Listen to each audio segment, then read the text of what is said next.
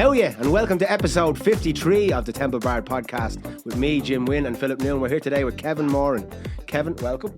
Thank you very much for having me. Kevin is, me and Kevin go back years. We used to be on the session back in our younger days. Back in the heyday, partying away in the fields, bags of cans. Bags of cans, sessions, bonfires, and all sorts of party favours and boldness. God knows what. Yeah, exactly.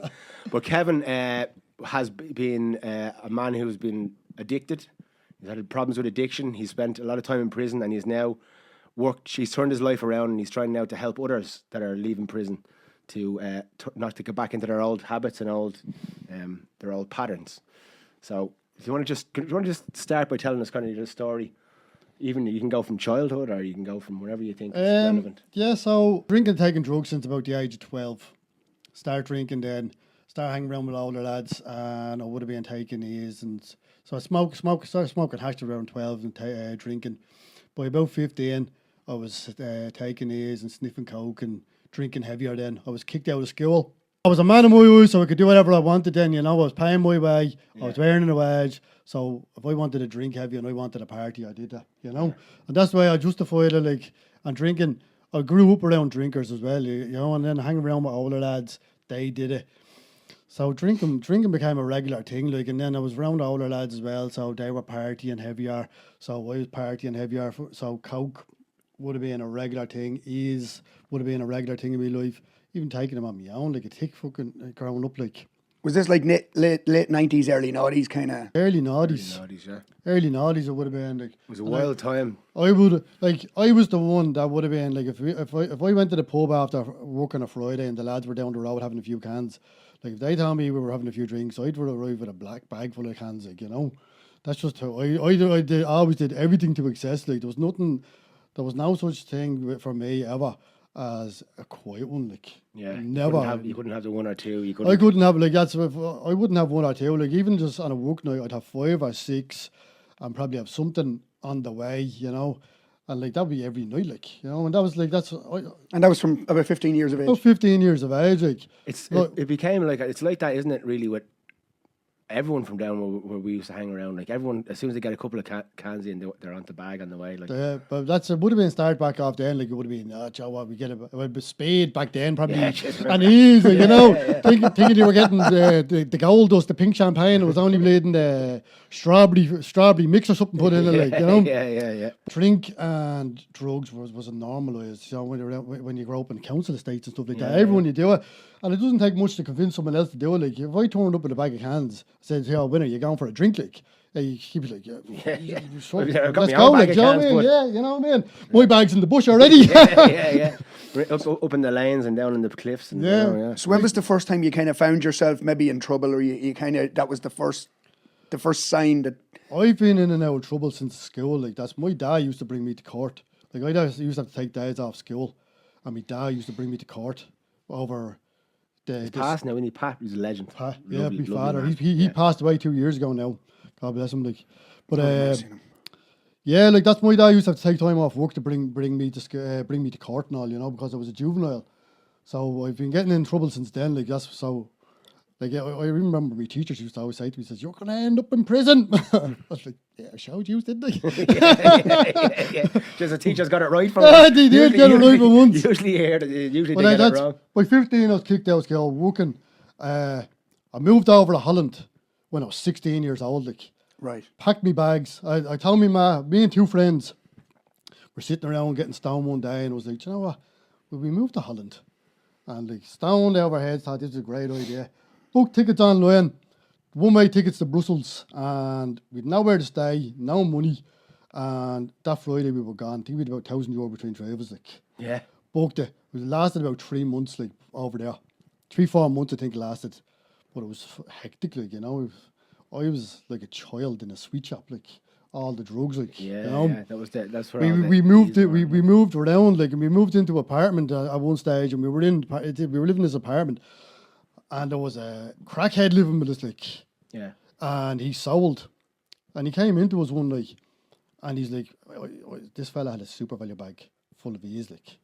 And he goes, lads, do you take ease? I'm like, yeah, we do. He goes, just want to test it for you. And he threw a handful each. It was about 10 or 15 minutes, and he comes back in. He goes, "What you taking?" I was like, "Give us a few more, I tell you." jaw hitting the roof at that stage. yeah. Like, That was the days. It was the rave scene as well. rave scene, yeah. We used to go, like we've talked about it on the podcast now, that the rave scene's kind of died off here anyway in the last while. There's less more people. underground. I know loads of people are still into it, but it's more underground now. More like just organised things and in disorganised places, if you want to say it. Yeah, you know? it's good. That's a good description of it. Yeah, yeah. There's less of it, and people are kind of drinking less as well. Even the new generation and all, they're going to the pub less. And Yeah, but that's I think like us, and then maybe the generation just under us were the last of the real partiers. Like, like I know like my sister and her generation, like they've got more sense. Like, you know, they're all saving for Sea swimming. houses. Yeah, Sea swimming and yoga. they've all got. They're all saving for mortgages and all. Like that wasn't even thought of. Like when I was growing up, it was like, if you've got money, you're partying. Like, yeah, you know what I mean? Like, you blow it. So you work hard and you blow your money. So they were the early years, and then you were when you came back as you got a bit older, you were working as a fire officer. Fire doing fireproofing and building sites. Fireproofing them. Fire protection, yeah. I've done that for a few years on and off, different companies throughout the years. That was a big thing in the 2000s, wasn't it? That It was. It was there was a lot of big companies built over. Like there was a lot of money to be made in it. Like I was good. Like I travelled all over the country when I was younger doing it. Like would stay in digs. You get a bit of extra money, a bit of gratuity it's called, and your digs will be paid for the night. And you get a bit extra money. That was just more drinking money, though. You know, we drink it every night. Like different parts of the country all the time, staying down there for weeks on end, like coming home on the weekend, going back down Monday, staying down there till Friday, and like that's how I was working down in Cavan. I was just saying to you before we got on here, and that's the mother of my three eldest kids. She was from there, like, and I ended up moving down there at one stage, and living down there for a while. Did you know what year that was around when you moved down there? Or? The eldest was born in 2005, so no, 2007 I think it was. Right, yeah. Because I remember you were always around the session, and then you were gone. Because I remember you'd moved down, you got your missus, and you were down. And I didn't know it was Cavan until today, actually. Yeah. So, and I remember you'd left because we didn't see you around as much. And of course, then you had the 3 kids, and you were loved up, were you? Loved up, we were. Yeah, look, she was my first love, you know. Yeah. We had 3 kids. It was like any relationship, though. We had our ups and the downs. Oh, yeah, of course. We'd actually only broke up just before. So in 2011, we'd only just split up early that year, maybe a couple of months before. And then she was blowing off a bit of steam after being in a relationship for a long time, and she went up to Planet Love, and she was partying up there. Like that wouldn't have been her seeing at all. Like, you know, I was the one that go out on a Friday or a Thursday, come home on a Monday after taking everything and anything I could get my hands on. So it wasn't ever really her seeing, like. But she took his up there, and she took a seizure and a heart attack. 23 years old. We had 3 kids at that stage. Like, Yeah. When did you hear about it? Do you remember hearing about it? And I remember getting a phone call off my mother, I think it was, or no, it was my father, and he told me about it. And just the disbelief in it, the disbelief, I couldn't believe it was after happening, like, you know. And just because I just didn't know what was going to happen then, you know, because I had 3 kids. Me and her had only split up. I was living in Wexford at the time. One of my friends owned a house down there. I was living in his house at the time, and I was trying to figure out what was I going to do then. Was I going to bring them up there? Was I going to move down? Was I going to move down to Cavan and live, so I wouldn't have to take my kids out of their home and uproot them and upset them even more, you know? So I had to get things together before I went down. It was a few days for the funeral, so I had to took a day or two to get everything together for myself, and I went down then. And I just said the first time I told me to see my kids, I said, look, I'm not going to take you out of your home. Like, I'm going to keep you here. And I told the nanny as well. Their nanny says, look, I'm going to keep the kids here. So I'm not going to uproot them after everything's going on. And I says, look, I'll rear them here until they get to an age, and then I'll see about moving to Dublin maybe with them boys. Says, like, I'm not going to do anything drastic and uproot them, says, and cause more friction or hurt for anyone around. Like, yeah, they've been through enough. They'd been through enough. Their nanny had been through a lot. Like, I says, look, I says, I'll stay down here. I says, like, and I'll make it work down here for as long as I can. It's got to be stressful for you as well, and I mean, obviously not just the stress of having the kids and losing someone who you loved recently, but then also you're moving down to her family and around her family, so it's all just memories, and it's all kind of. It was very hard. It was very hard now at the time, like, you know, because like I'd moved all the way down, like that's when I lived down there. Like, Cavan's a very clicky place. You know, if you're an outsider, you're always an outsider. Like, and like a lot of them don't like dubs. You know, and there's smaller towns that don't like dubs anyway. Like, Everywhere, you know, Jack Ian's. yeah, well, we don't. You know, a lot of places don't like dubs, and I was always the outsider in that town. Like, I was always the dub. You were in Curhill, yeah. County Cavan. Yeah. I was always the outsider in the town. Like, you know, so the kid's mother was the only person down there, and my kids were they were the only people that I had down there. So when she was gone, like, I was down there spending all my days nursing, soothing upset children over their lost mother, and I'd lost her as well, so I'd no one down there to talk to. So my nights were spent then drinking myself asleep because I was trying to bottle up my emotions to be there for my kids, you know. Yeah. So I could be there, be strong and be there emotionally and be somewhat numb for them, so it didn't affect me, so I could help them through things, like, you know. It's like your whole world just is changed in an instant. It's like there's no leading into it. It's just you're in one space and then you're in another space. I went from being like maybe a weekend dad. Well, I lived with my kids for a good while, like, but then we broke up and I was back being a weekend dad or seeing them when I could. So I went from that to being a full-time father of 3 children that lost a mother, living in a town that I didn't really like, you know, and around people that didn't like me. Yeah. When I was down there, I was fighting with people, but that's because people were looking for fights off me, you know what I mean? It's also like that was always the crack where we used to hang around as well. There was always a bit of violence around, and it was just the way. There was always that thread of violence, and it's just where you're from. I think some of your patterns. I think patterns are a big thing. Patterns and triggers and all are a big thing in life, you know. And if you live a certain way, you attract certain people around you, you know. So I would have grown up fighting and arguing with people and drinking, because you still put that vibe out and people will still be attracted to you. So like you're still going to attract violence and you're still going to attract criminality and things like that around you, you know. Yeah. So people could obviously still see the way it was going on. So if I was even going out for a quiet drink on my own, by the end of the night I was fighting with people, like, you know. Yeah. I'd end up arguing with people or more than one person and then going home, like, and then my kids are seeing me black and blue as well then after, you know. So yeah, because I remember when we used to hang around, with a lot of violent people, and there was always fights and stuff. I don't remember ever you being too like much of a mad cunt. Like you were just one of the sound lads. Like, kind of got along with things. You weren't one of the people who just kind of flew off the handle.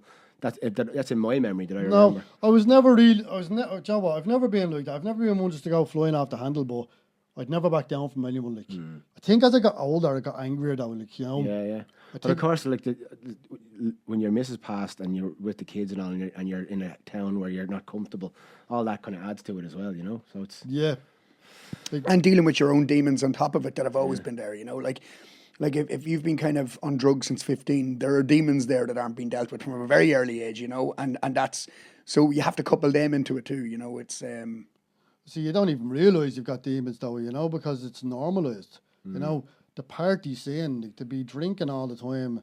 And like I said, you attract people. Like, when you're living a certain lifestyle, you attract the same type of people around you. You do. So if you're drinking and you're taking drugs all the time, you attract these type of people, and it's normalised then, so you don't feel like the odd one out. If you're sitting in a room full of people that didn't drink or only drank once a week, and you were saying, oh, well, let's get a fucking bag of cans and a bag of something, like, and they were looking at you, like, then you'd feel like a weirdo. But when you're around the same people, it's normal. It's like, yeah, let's do it. It's Monday.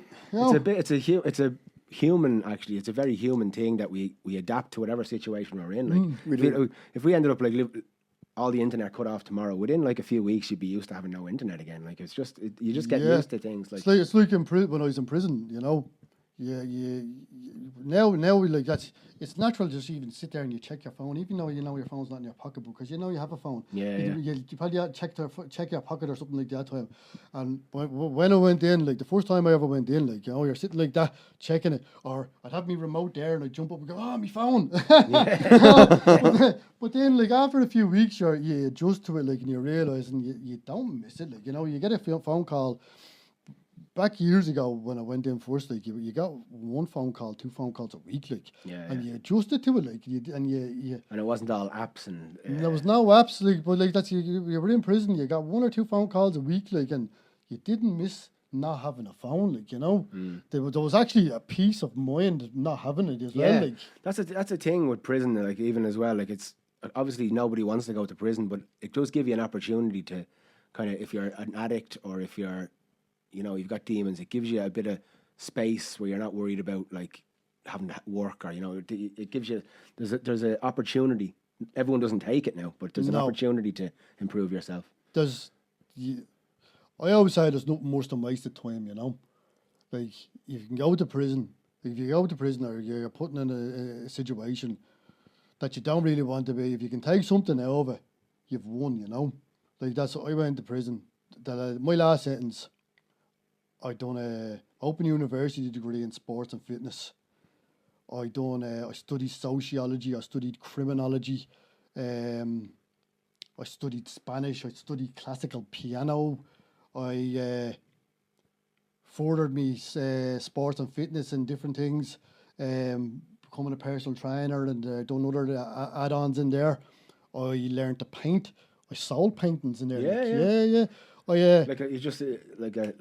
Like a light switch went and you just wanted to sell. I was always a good drawer, but I put it down. Just life got in the way, stopped, and then in there like that was my bread and butter in there was selling, doing portraits for people. Like I used to do portraits of their kids, and or their families and stuff like that. And I used to get €50 for it, and that fed me for the week. Or if people wanted more, I used to get shop orders for it, and that's how I did it. I had paintings that went out to exhibitions and all while I was in there. Like I done one of the Spartans, the 300, 300. I done one of them. It's actually the picture's up on my Instagram. I gave that to my son. What's your Instagram handle, just for anyone who's Beyond the Bars? My first sentence I've done 3 sentences. One was for assault. Then I got done for drugs, silent supply. I got 3 years for that. And then in 2013, I got sentenced to 10 years for manslaughter. An acquaintance of mine that I used to drink with down there, I had invited him up to my house for a few drinks, even though my kids were there and I was stupid because I was already drinking and I shouldn't have done that anyway. I invited him up. He brought his friend up with him. And I was like, I don't even know him. Like, I was like, is he all right? Like, and all. He goes, yeah, he's sound. It was just gone the 2-year anniversary of my kid's mother. So it was a raw time for me. My mate ended up passing out drunk. And it was just me and him there. I told him to get out of the house. And there was an argument. And that led to me stabbing him. And he passed away? He passed away then. Yeah. And what are you thinking then? Like, what are you thinking when that happens? I didn't know. Joe, what? I couldn't believe what was after happening because it was like I went into a rage. I didn't even remember it happening. Like, even when I was arrested and the guards were started talking to me about it, I didn't remember it. I didn't remember it the way they were saying it to me, the way it happened, like, It just happened so quickly, like, I didn't remember it. I had promised my kids that I wouldn't leave them. After their mother passed, like, I promised my kids that I'd never leave them. And that I knew it broke that promise then because I knew I was going to go away for a long time. Like, it's a bit like when you had to move to Cavan because your partner had died, and this is another like giant shift straight in an instant. Like, you know what I mean? You've had a few times in your life where it's just your life's completely changed just in one instant, and I'm sure it must leave you like discombobulated and not knowing what to do. So what happens then? Like, I liked it to get my head together. Yeah. And I just went off and I stayed somewhere for a few hours. And I was like, you know what? I says, look, if I run, I'm going to be running forever. Not that I probably would have got out of the country or anything like that, but I says, if I run, I says, it's always going to be there. I'll never get to see my kids. I'll never get to make things right with anyone. So I says, so I rang the guards and because I knew they were looking for me everywhere. Yeah. And I just said to them, I says, look, I'll have myself in, like. Yeah. And that's what I done. The guards picked me up. I think they picked me up that night, I think, while I was walking towards the station, like. Yeah. And like I said, their version of what happened compared to what I actually remembered. Even now, I don't remember completely what happened that night, And the man, have you spoken to the family or like has anything happened there or? No. I thought, Joe, I don't know if they'd want to hear from me, like, you know.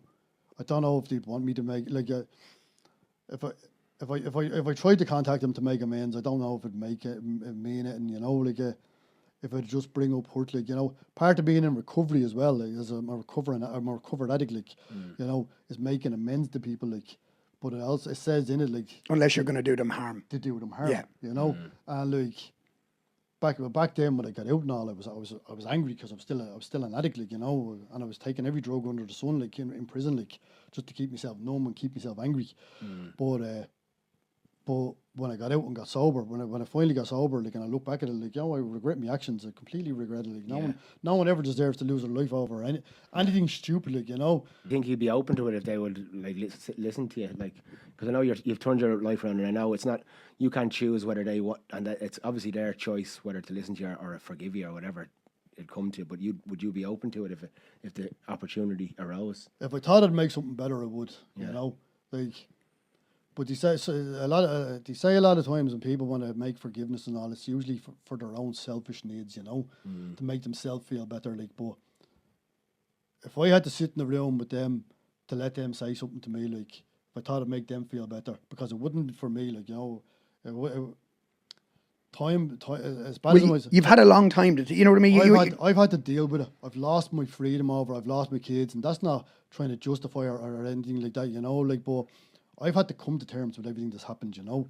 Like, they've still lost, like, they've still lost their son, and nothing I could say would ever bring them back, you know. Like, but if they wanted to say something to me or scream at me or anything, you know, if it would make them feel better, I would let them do it, like, you know. I'd sit in the room and I'd let them to media, you know, and I would let them do it if I thought it'd make them feel better, but I honestly don't think it would, like, you know, and that's not trying to get over. I think it would only bring, it'd open wounds again, I reckon, you know. There was an option there, and if they wanted to, if you ever seen this and they ever wanted to do it, I would sit in the room with them. Yeah. No problem. Because now you're helping other prisoners. I watched one of your videos, Jim sent it to me, and I think you were talking about the loneliness you can feel when you get out of jail. Because when you get out, I suppose in jail, I know this is mad, but there's probably a bit of a camaraderie in a sense that everybody's in there for something. And even though it's probably a very dangerous place, a lot of people are in situations where they've probably felt unheard their whole lives. So, you know, when you're in the yard or when you're in the gym or when everybody's just trying to do their sentence and get through it, but at the same time, when you come out, you will feel alone. When you're in there, especially when you're in for a long time, you become institutionalized, you know. You adjust to your surroundings. Like, I got up at a certain time, I ate at a certain time. You know, it's a community in there. Like, as much as people don't want to think about it, it is, like, you know, people are in there still surviving. Some people are still thriving while they're in there, you know, in different ways, like, you know. But people come together in there, like, you know, you build, you bond, you build friendships in there. Like, people have your back, you have people's back. Because, like you said, like, at times it can be dangerous, you know, like, and you want to have something, you want to know someone's going to have your back in there, like, but it's only dangerous if you're doing something that you shouldn't be doing. Like, it's like out in the streets, though. Like, if you're causing grief for people, like, you need to watch your back. If you're the type of person that minds his own business out in the streets and doesn't bother people, like, no one's going to come up and just attack you, like, you know. Same in there, like. But you have your days scheduled. You're up at the same time. You're yard at the same time. You're, you know, mixing dinner, eating at the same time. So when you come out, then you're kind of thrown for a loop because you've been on the same schedule, especially when you're doing a long sentence. For me, it took a while now to re-socialise, to reintegrate back into society, like, because after being in prison for so long, like, nothing is more than 100 yards away from you, you know. Like, the end of the landing is only 100 yards away. It's the same people every day you hear. It's the same voices, the same noises, the odd door banging, something like that. But it's the same noises that you hear. Probably the noises that when you first go in are kind of terrifying, and then they become comforting nearly. It becomes it's very quiet. It's at night time when it gets noisy, you know. People are kicking doors and stuff like that, you know. But you get used to that. That just becomes normal then, like. But when I got out, then after, it's all the noise. It's the distance, you know. Like, everything's overwhelming, like, because And you're like hearing cars going by on the road. cars, like, and then the amount of different things that are being built up and changed, like, like the distance, like that's what I'm saying. Like I said, everything's on the end of a corridor away, like, and the people.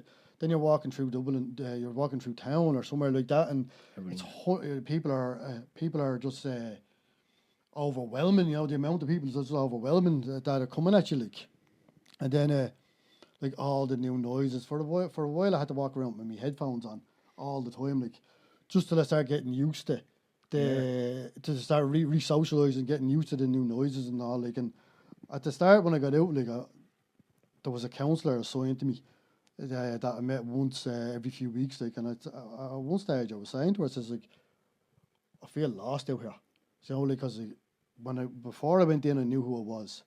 When I was in there, I knew who I was. I've been in there for so long, and then I'm after getting out, like, I'd know where to live. I was living in a halfway house, like, couldn't see, like, I had big plans. I wanted to have my kids back and all, like, that was going to take a long time, like, I was like, so I was on my own. The gyms were closed, so with nothing, all I had all I had was a halfway house that I couldn't have anyone around.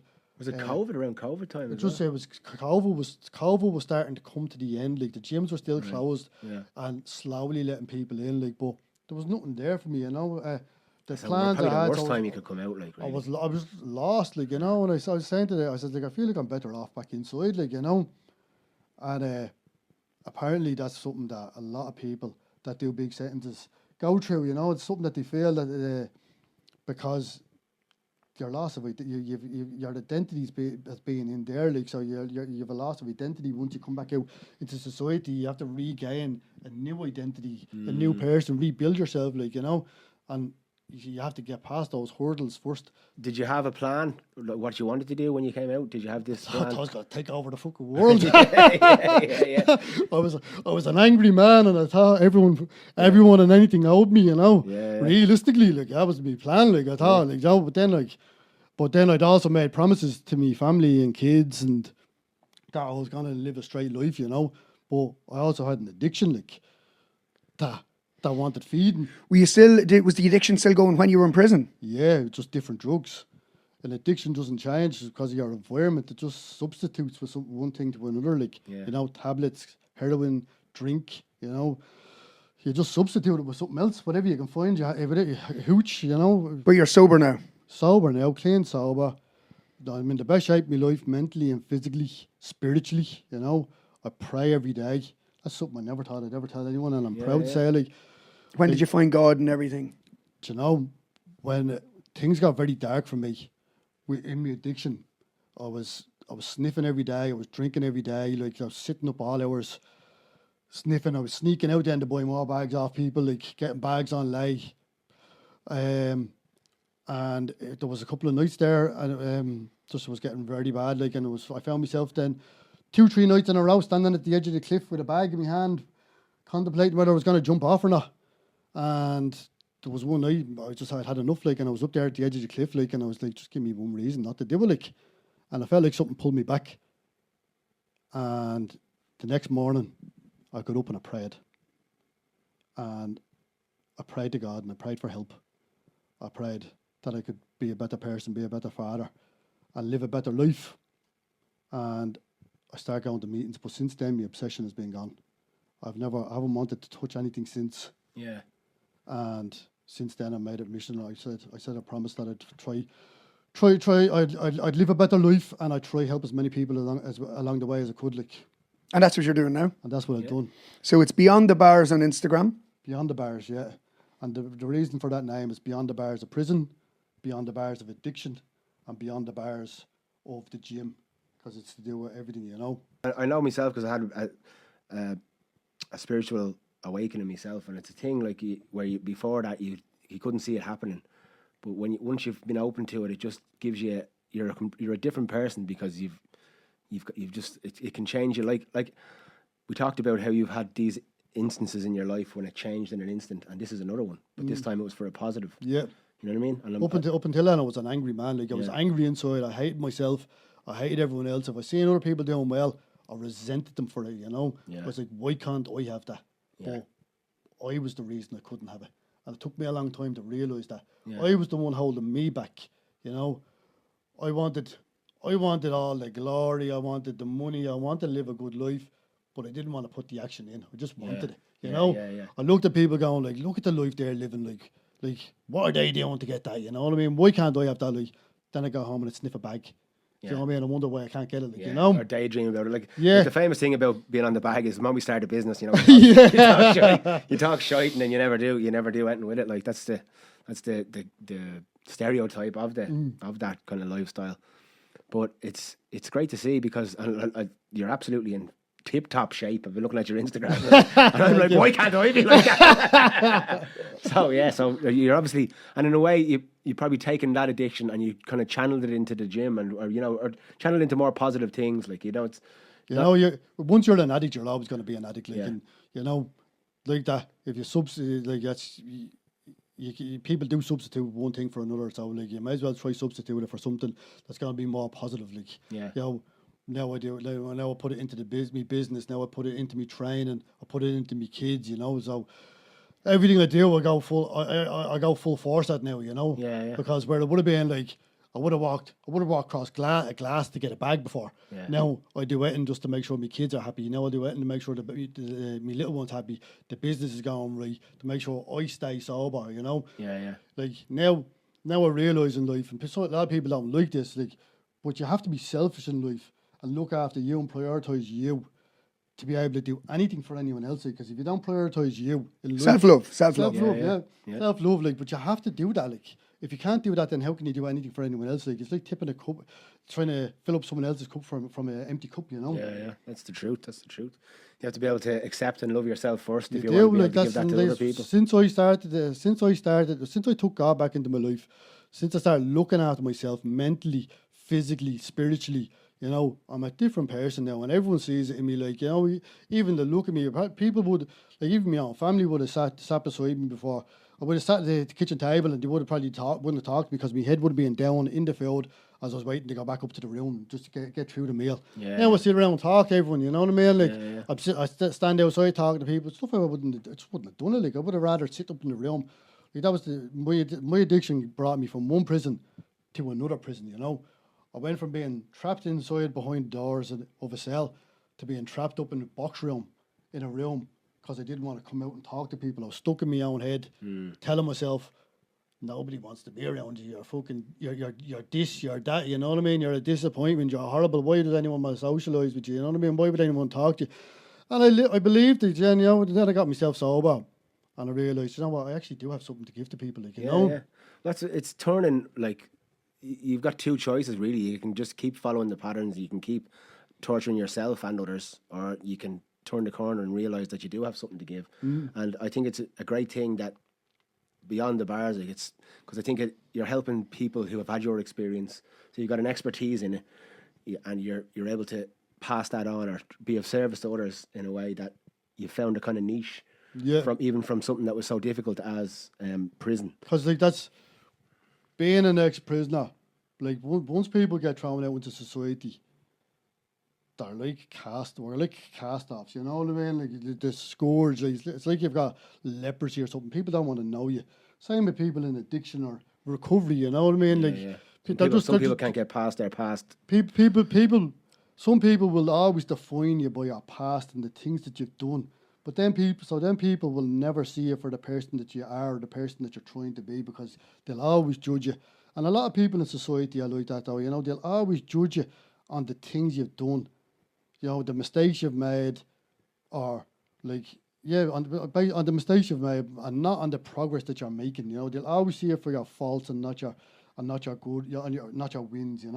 Yeah, it's a thing that we all do to some extent. Like, we talk about, like, how if we'd hear like some celebrity or something was always mean to waiters or something, and suddenly you, in your head, that's just they're a cunt, like, whether you don't know them at all. So we have these notions that we create stories around people from our own experiences and our own scars, that we kind of judge people. So it's like it's just a human thing, but also you can't change anybody's mind. You can only just and I learned that as well. Like, I learned that, like, just look, well, people are entitled to think whatever they want about me. If someone doesn't like me over what I've done, that's fine. Like, I can't control how they feel or what they say about me, whether it's to my face or behind my back. I can't control that. I can control what I do with it though. Joe, I can control how I react to it. I can control what I do with myself. And that's all you can control in life, you know what I mean? You can't, like, people are going to talk about you, know what? If I do good, people are going to talk about me. If I do bad, someone's going to talk about me. There's always going to be someone that wants to do it like you, or anyone, not just me, but anyone in life, you know what I mean? There's always going to be someone that that will look down on you or judge you over what you're doing. Like, look at him, he's trying to better himself. Like, well, he's still the same person. Or, Notions. Notions, It's yeah, Irish, notions. very yeah, Irish thing, yeah. notions, isn't it? Or just waiting for you to fuck up, like, you know, just waiting for you to mess up, like, you know? Yeah. Well, that's again, that's coming from a place of pain inside them, you know. So it's something people that we all have, people project their own problems and insecurities onto other people. People are unhappy with themselves, and they look for them things in other people, like, so they can judge other people and to make themselves feel better, like. Yeah, you know, shadows, judging shadows, really. And what got you started on to behind the beyond the bars? Like, did you come out with that plan, or was this after you had the spiritual awakening? Or? This was after I found God.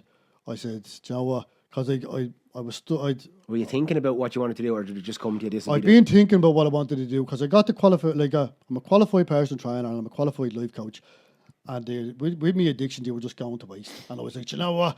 I'm going to life coach celebrities and make millions. Sports stars, and I hate sports. Anyone who's going to make me big money, like, you know what I mean? Then I was like, you know what? Me.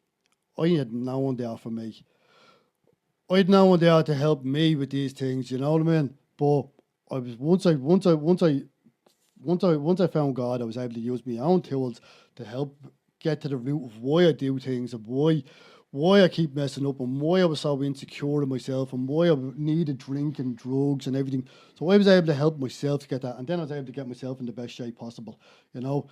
And I was like, you know what? There's so many people out there that don't have that. So, like, if I can help people in any way, you know, like, I have people reach out to me every single day on all my platforms, like, looking to talk to someone, looking for a voice. Now, I always tell everyone, I'm not a doctor, I can't give medical advice, but if they're trying to get clean or anything, you can empathise. I can empathise, but I say, look, if it's coming off certain things, I say, listen, you need to talk to your doctor about a detox, but when you get sober or you get off it, and if you need support going to meetings or anything like that, let me know if I can be there. Like, I've met people, like, I've had people text me that wanted to meet for coffees and stuff like that, and I've met them, you know. Some people just need that place that they can touch into sometimes, with someone who understands what they've been like through. I've lived it, you know. I've lived that life. Like, I've lived the drinking drugs for 25 years. Like, I've spent about 11 years behind bars, you know. So I've lived the life. I've worn the t-shirts, outgrown the t-shirts now. So, you know, I've lived it, and I know what it's like to not have people there to talk to. You know, I know what it's like to not have people believe in you or support you or see the good actually that's in people. You know, like, we're born into environments, and we're born into situations sometimes that we don't have a choice of. So sometimes are beyond us, like that. Some things are beyond us, and like, I didn't choose to be an addict. You know, I didn't choose to be a criminal either. Like, you know, but situations in life were put upon me, like, that sculpted me into the things that happened. You know what I mean? I'm not trying to justify it. I own and I'm accountable for everything that I've done, and I own up to everything I've done. You know, but it's made me into the person that I am now, that I can help other people, like, you know. But if you had one message for like a prisoner just coming out into the world or anything, or what would you tell them now that they're going to feel the things that you felt when you came out first? That there is hope and there is a better life out there for all of us, you know. If it takes a bit of work sometimes, but it's worth it, you know. Before you go into prison, you live a life of risk versus reward. But this is just, like, now it's just reward for hard work. If you put the hours in, you put the time in, you can better yourself. You can be the person that you deserve to be the person that everyone else is. You can be the person that you deserve to be, and that everyone else deserves to have around them, you know? Yeah, that's beautiful, man, beautiful. And it's great to see that you've channeled it into something, you know, like, as you said, people like to define us by our past, and even ourselves, we define ourselves by our past or what we see as our weaknesses, but really there's only ever now, and all we can do in the now is accept ourselves as much as we can. Yeah, 100%. And once we can do that, we can get on with each other a lot better, I think. Since I found God, I've decided to invest in myself, because I believe in myself now, and I believe I'm worth investing in, and I believe that the more I invest in myself, the more I can give back to people, and the more that I can do good. But I also want to create a legacy for my children. Like I want my kids to finally be proud of something that I've done. You know, I want them to look at me and go, "That's my dad," and not just remember me for the bad things I've done. You know, so I've invested in mentors to become the best version of myself and to build the best business that I can.